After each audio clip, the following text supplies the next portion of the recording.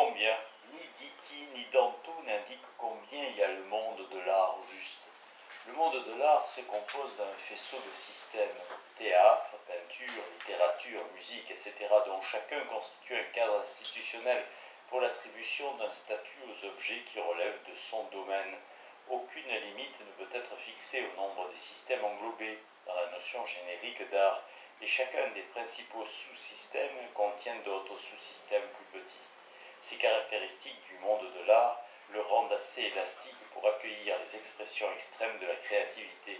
Un système entièrement nouveau, comparable au théâtre par exemple, pourrait s'ajouter d'un seul bloc. Plus souvent, un sous-système s'ajoute aux autres à l'intérieur d'un système. Par exemple, les accumulations dans le domaine de la sculpture ou le happening dans celui du théâtre. À la longue, ces ajouts peuvent finir par constituer des systèmes complets. Dickey.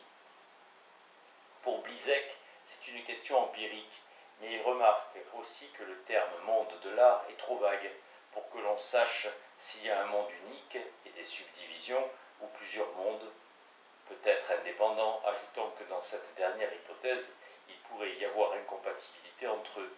Voilà qui appelle une série de remarques.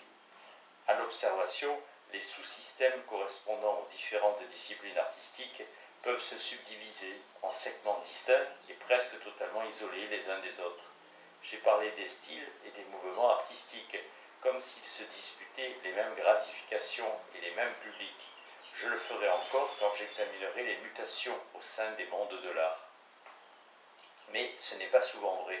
La plupart du temps, les membres d'un groupe trouvent un public et des soutiens dans des secteurs de la société qui n'auraient pas prêté leur appui aux autres segments du monde de l'art susceptibles d'entrer en concurrence avec eux. De nombreux mondes de la peinture font appel aux mêmes fournisseurs de matériel que les artistes contemporains reconnus, mais possèdent des dispositifs distincts et souvent efficaces pour l'exposition, la diffusion et le financement de leur travail. Aux États-Unis, les Cowboy Artists of America travaillent pour une clientèle qui admire Charles Russell et Frederick Remington, deux peintres spécialisés dans les scènes du Far West et exposés dans les vrais musées, mais qui n'a pas les moyens ou l'occasion d'acheter leurs œuvres. Malgré le mépris affiché par les critiques de la côte Est, la peinture et la sculpture cow-boy plaisent tellement que leur prix s'envole plus vite que les ballons gonflés au gaz. L'art cow-boy a ses grandes figures, ses galeries et même sa maison d'édition, Liechtenstein. À la limite, l'appareil d'un monde de l'art pour s'édifier pour une large part autour de l'œuvre d'un seul artiste relativement isolé du monde plus vaste et reconnu de sa discipline. Il faut simplement que quelqu'un procure les ressources. Prenons l'exemple d'Edna Ebel. Son œuvre, pourtant exposée dans des lieux prestigieux, ne jouit pas d'un grand prestige auprès des artistes et des collectionneurs contemporains. Malgré tout, un musée tout entier lui est consacré. Le Ebel Museum of Art de Palm Beach est dû à l'initiative d'Ethel Bell et Clayton Craig.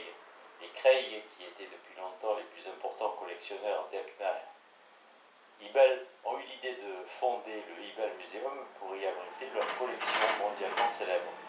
Lorsqu'ils se rendirent pour la première fois en 1961 à la Ebel Gallery, qui venait tout juste d'ouvrir à Rockport, au Massachusetts, Ethel Bell et Clayton Craig eurent le coup de foudre pour l'œuvre d'Edna et achetèrent 5 peintures qui vinrent grossir leur collection déjà considérable.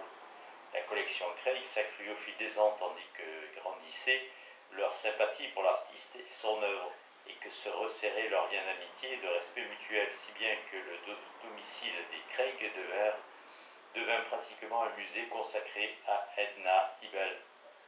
Les Craig voulurent éviter que ces œuvres ne se dispersent, ce qui aurait ôté aux étudiants, chercheurs et admirateurs la possibilité d'en voir un panorama représentatif en un seul et même lieu. Dès lors, ils augmentèrent le rythme de leurs acquisitions et enrichirent leur collection de nombreuses œuvres maîtresses d'Edna Ebel. Finalement, le rêve des Craig s'est concrétisé et le Ebel Museum of Art existe réellement. La collection Craig a formé le noyau d'un ensemble qui s'accroît de toutes les œuvres d'Edna Ebel, offertes par ses fervents admirateurs. Le musée de Palm Beach rend hommage à la générosité, la perspicacité et l'enthousiasme des Craig, Ebel Museum of Art. Des segments régionaux, moins isolés que celui-là, orientent généralement leurs efforts vers les centres du grand monde de l'art, McCall. Leurs participants pâtissent souvent de la rareté des occasions d'exposer et éprouvent plus encore le sentiment d'une réussite dans leur région ne leur fera guère utile dans le monde plus vaste qu'une réussite dans leur région ne leur sera guère utile dans le monde plus vaste qu'ils aspirent à rejoindre et qui ignorent jusqu'à leur existence. Si nous définissons les mondes de l'art par les activités qu'exercent collectivement leurs participants, nous pouvons nous demander quelles activités caractériseraient un monde de l'art global qui réunirait en lui tous les arts répertoriés et nous autoriserait à parler d'un monde unique. J'en vois deux.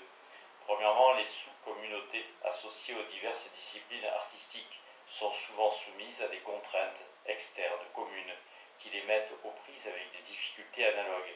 Ainsi, une crise économique peut mettre toutes les formes d'art dans une situation financière délicate, même si la crise de 1929 n'a pas eu cet effet aux États-Unis. Un gouvernement peut imposer la même censure à tous les arts, de telle sorte que l'expérience qu'en font les artistes d'un domaine sert à avertir les autres de ce qui les attend. Ainsi, un décorateur de théâtre pourrait modifier ses projets en fonction de la censure et deviner ce qu'on lui permettra de présenter sur la scène en apprenant les réactions des censeurs devant un disque d'un chanteur populaire, un roman récent ou un nouveau film. Dans la mesure où les participants à tous ces mondes ont une expérience commune de la censure et anticipent ces réactions de la même manière, ils exercent une forme d'activité collective et constituent ainsi un monde de l'art. S'ils venaient à s'associer pour lutter ou pour protester contre la censure ou à coopérer pour la contourner, ce serait une autre façon d'exercer une activité collective, par quoi se définit un monde de l'art. En second lieu, les artistes de différents mondes peuvent avoir des objectifs semblables et les mêmes idées sur la façon de les atteindre. Dans les périodes de nationalisme exacerbé, les artistes peuvent s'efforcer d'exprimer dans leurs œuvres le caractère et les aspirations de leur pays. Pour cela, ils doivent trouver un langage et des techniques capables de véhiculer les sentiments de leur peuple, tout comme ils doivent déceler ces sentiments. Dans la mesure où les participants aux divers mondes agitent ces questions ensemble, par-delà les clivages entre les disciplines, on pourrait dire qu'ils participent à un monde de l'art global. Les organismes artistiques spécialisés dans une discipline donnée emploient souvent des gens venus d'autres secteurs qui leur fournissent un personnel de renfort pour leur activité dominante. Les artistes plasticiens créent des décors pour le théâtre et le ballet. Les écrivains rédigent des livrets d'opéra, des musiciens composent et exécutent des musiques de films, etc. Lorsque des artistes coopèrent ainsi par-delà les frontières des sous-systèmes, on peut dire qu'ils participent à un monde de l'art global, et cette faculté de coopérer pour elle-même peut elle-même inciter des membres de monde qui jusque-là n'étaient pas liés de la sorte à concevoir de nouvelles formes de collaboration et à forger ainsi des maillons supplémentaires dans le monde de l'art global. Enfin, les participants à des mondes particuliers sont souvent issus d'une même fraction limitée de la société, par exemple la bourgeoisie cultivée ou la petite noblesse.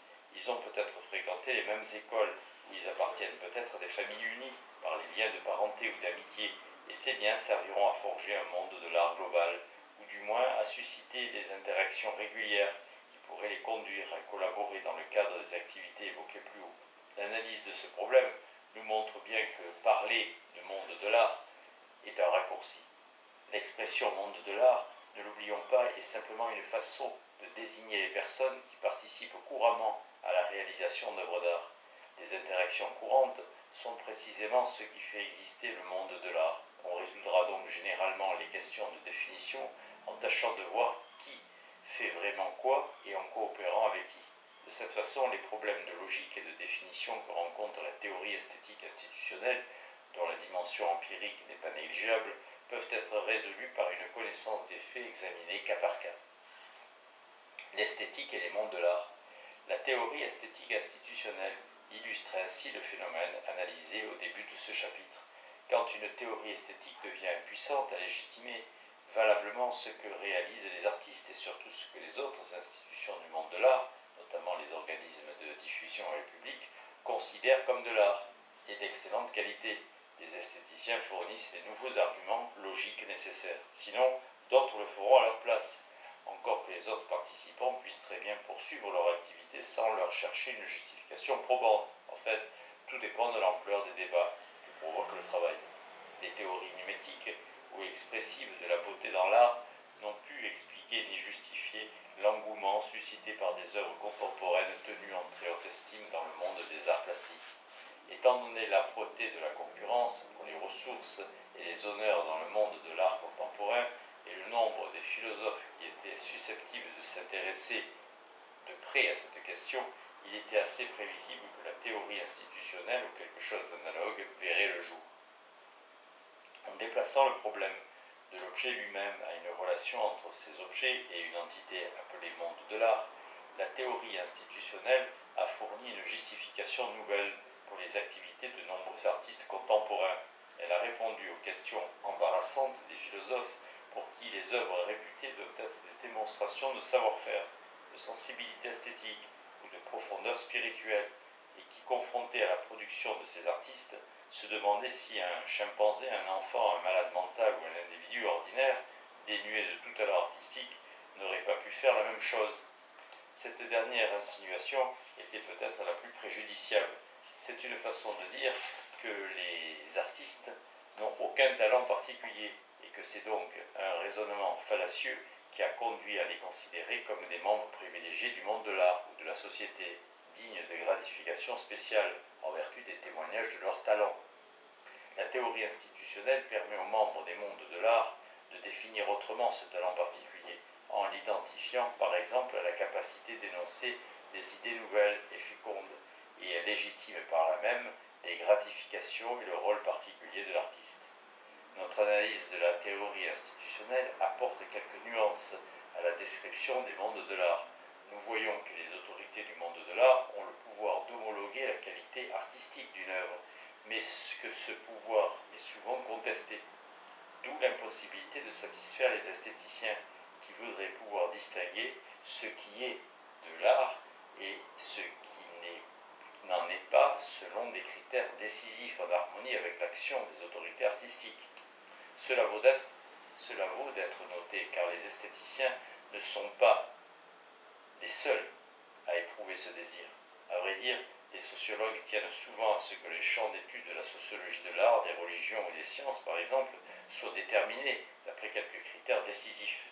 S'ils demandent que le critère recherché s'accorde avec les conceptions populaires ou officielles de l'art, il sera aussi impossible de les satisfaire que les esthéticiens. Nous voyons aussi qu'en principe, tout objet ou toute action peut recevoir une légitimité artistique, mais que dans la pratique, chaque monde de l'art soumet cette légitimation à des règles et à des procédures qui, si elles ne sont ni irrévocables ni infaillibles, n'en rendent pas moins improbable l'accession de certaines choses au rang d'œuvres d'art. Ces règles et ces procédures sont enfermées dans les conventions et les schèmes de coopération qui permettent au monde de l'art de mener à bien leurs activités ordinaires. Nous voyons ce qui pourrait autoriser à dire que tous les arts composent un seul et vaste monde.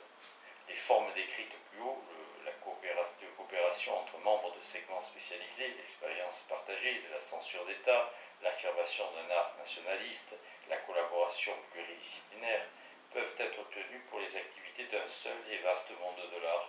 Comme ce genre de coopération paraît assez peu courant, et ce dans toutes les sociétés, peut-être vaut-il mieux dire que les mondes de l'art réellement actifs sont ceux qui correspondent aux diverses disciplines artistiques. Mais c'est là encore une question que seul un travail de recherche empirique permet de trancher. Nous voyons enfin que les esthéticiens ou ceux qui remplissent leurs fonctions fournissent l'argumentation qui permet de justifier l'existence et la spécificité des œuvres d'art et donc les soutiens qu'elles revendiquent.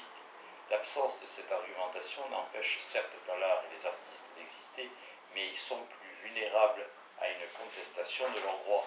C'est ce qui détermine les mondes de l'art parvenus à un certain stade de croissance à bâtir habituellement cette argumentation, dont la forme la plus spécialisée est l'esthétique, et dont les bâtisseurs les plus spécialisés sont les philosophes.